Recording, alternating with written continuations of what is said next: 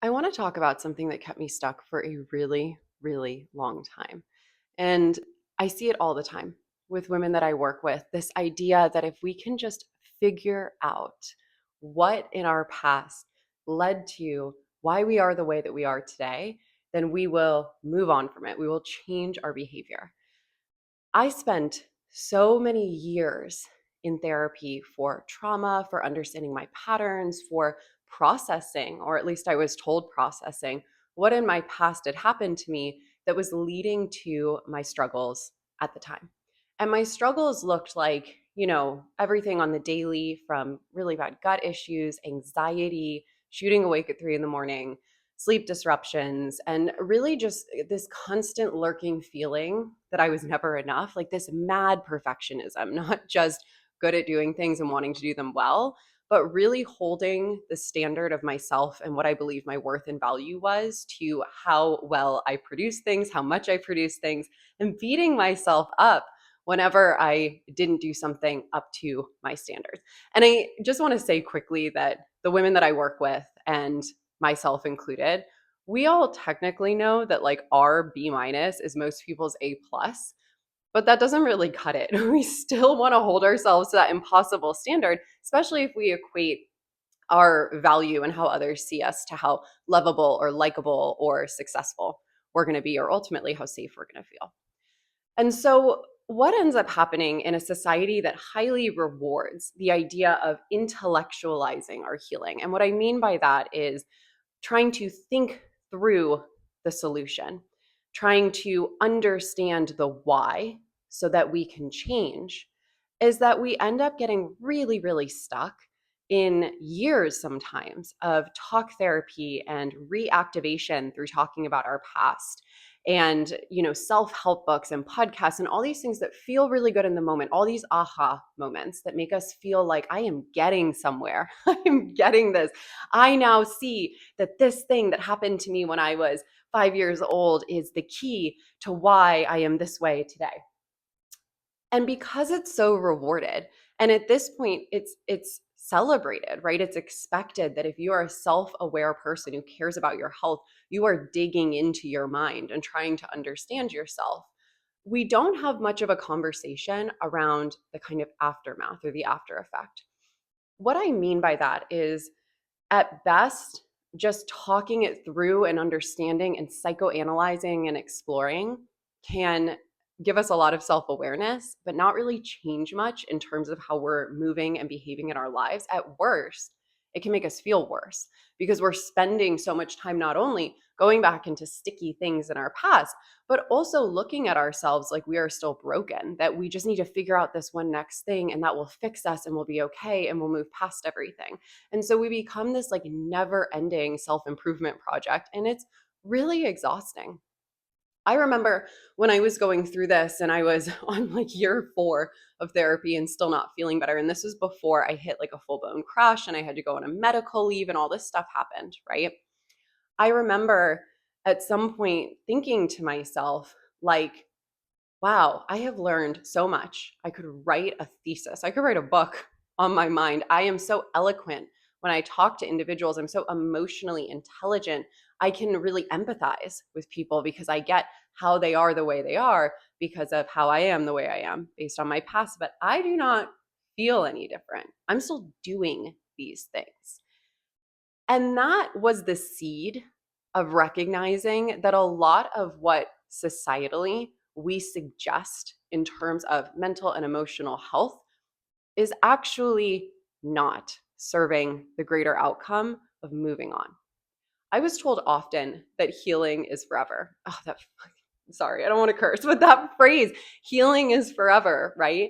It just sounds like a prison sentence. It sounds like a prison sentence. And I get it. I get that it can, in some ways, be semantics, right?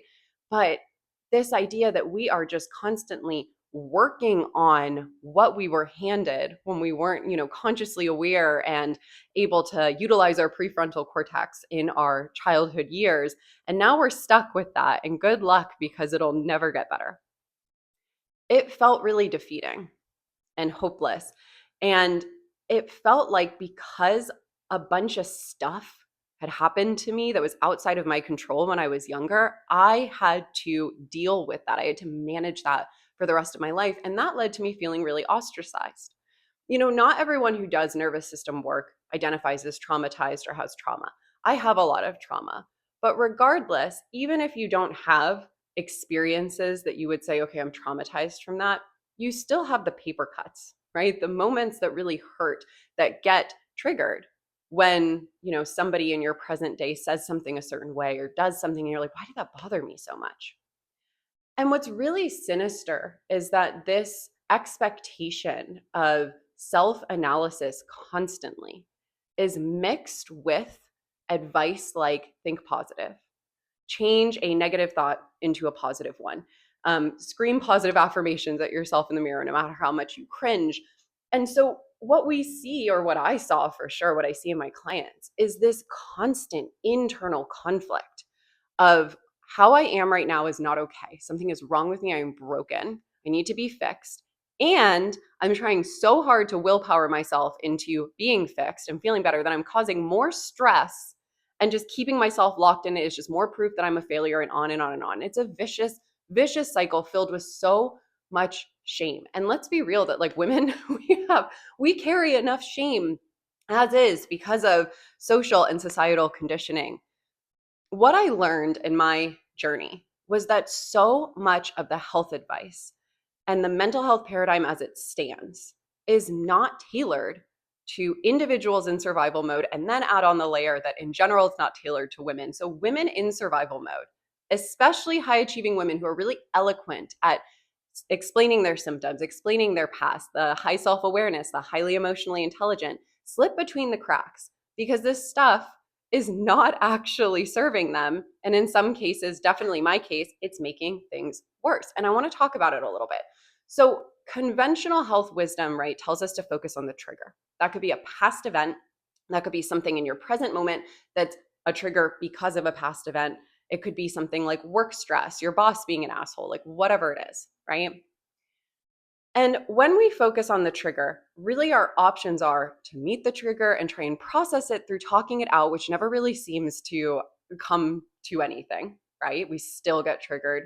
We maybe feel bad that we get triggered, or to avoid the trigger entirely, or to expose ourselves to it enough times that we get over it.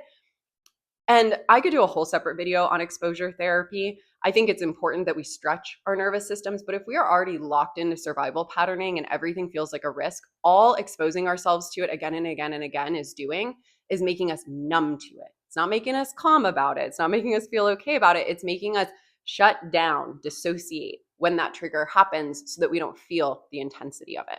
And I will do another video on this because I love that topic. So, with all this focus on the trigger and the analysis and the discussion and the logicking and the thinking through, we're not actually getting at the behavior. What neuroscience tells us is that we work in habit loops, we work in patterning. And what that means is a trigger happens, or a cue. It leads to us having some type of behavior. And behaviors can include things like ways of thinking, rumination, ways we talk to ourselves, ways we perceive things, right? So it doesn't just have to be a physical action or behavior. And the reason we keep doing that behavior is because it's in some way rewarded internally in our system. Now, what's key is to understand that reward does not mean our greatest happiness. We are wired towards survival. We are not wired towards thriving and our happiest selves. And so reward really means greatest protective benefit based on our programming. And if we learned that our worth is tied to how others perceive us, or we have to be perfect in order to be loved, understanding a trigger is not going to do very much if we believe subconsciously and in our nervous system that we are only safe if we continue doing the behavior. So I'll give you an example of this, right?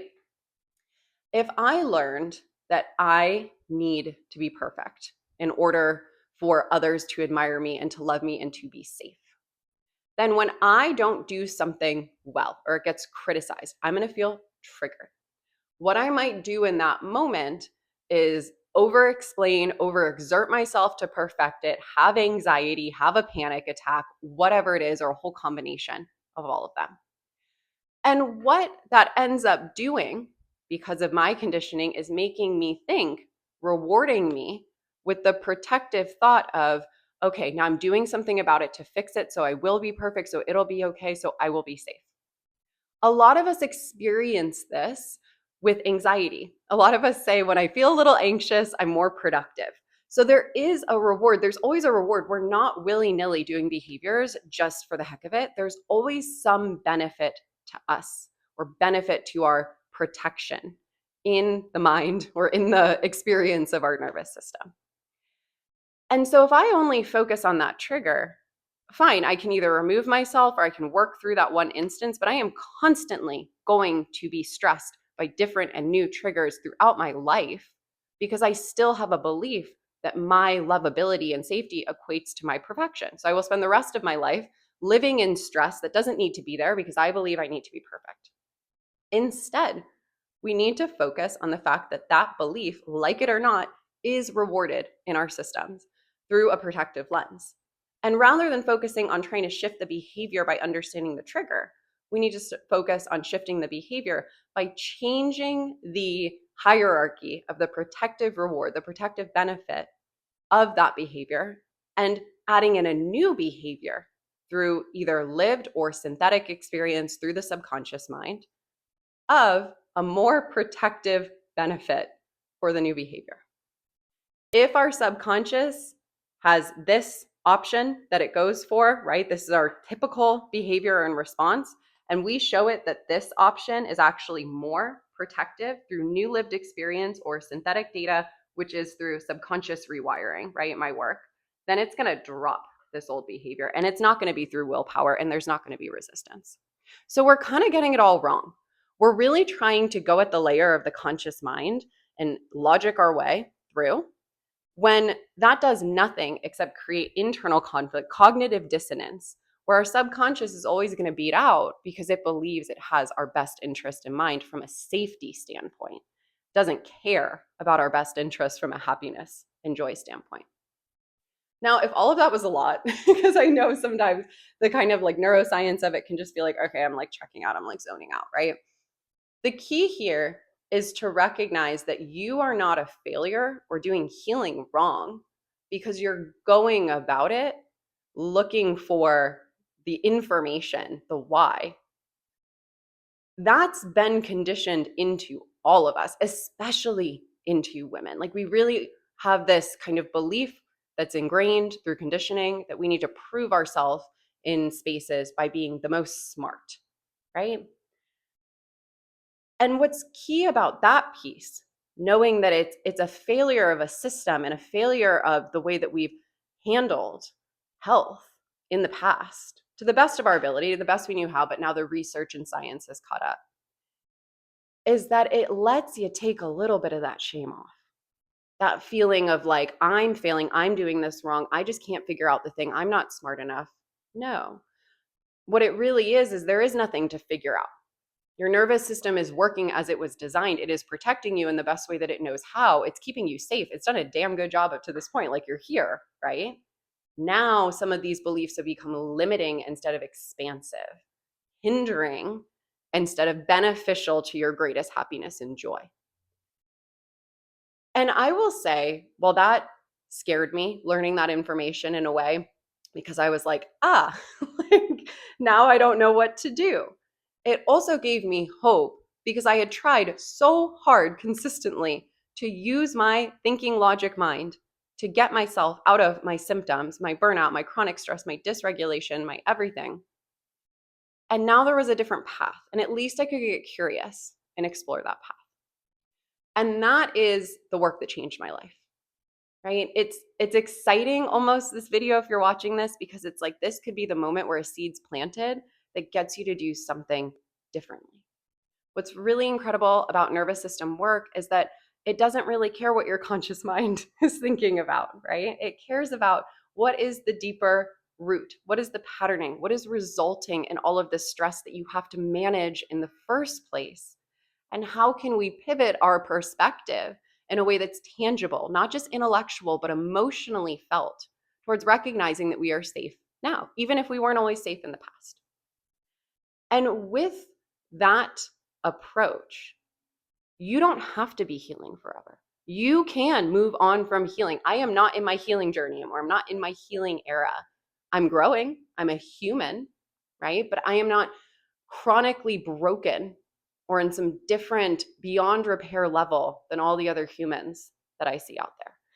And if nothing else, I just want this video to be a moment of recognition of how damn hard this is for high achieving women, because we are so good at talking about this stuff and sharing about it that we can be telling somebody, I'm about to have an actual panic attack and not be okay. And I did, but I said it so eloquently and so like without emotion and so calm because I was numb and on autopilot and scared that no one came to help me.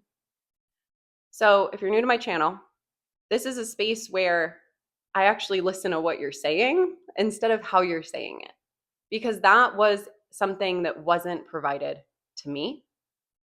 And it meant that I wasn't taken seriously when I said, this is not working. And it cannot just be me that isn't working. This is also a channel where I am going to tell you, you are the expert on yourself. Blame the practice, or at least how it's being done, before you blame yourself, because resistance is data. And through recognizing that radical idea in my healing was what let me stop trying to make things work when they weren't and start looking for what did and prioritizing that. And if you need some jumping off points, let me give you a couple. Down below, I'm going to share a couple of links, and one of them will be my program, Nervous System Reset, which you can check out and see if it resonates. But if you're not at that point yet where you feel like you might want support or coaching, then I have a ton of resources here, like somatic pendulation, somatic demos, visualizations, and even a couple samples of my signature approach, Soma Neuroalignment, which goes into the deep work of the nervous system versus just staying at the surface with Band-Aid approaches. And if you have any questions about anything that I share in this video, drop them below and I will try to get to every single one.